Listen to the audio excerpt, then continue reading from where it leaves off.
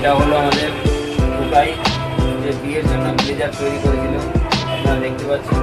এটি হলো full set blazer আছে, তো ব্লেজারটি একটি ট্রেন্ডিং মডেলের ব্লেজার আছে।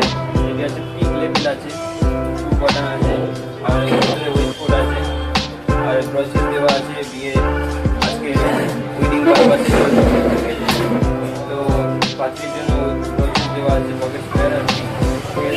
ব্লেজারটি হলো single breasted full set blazer.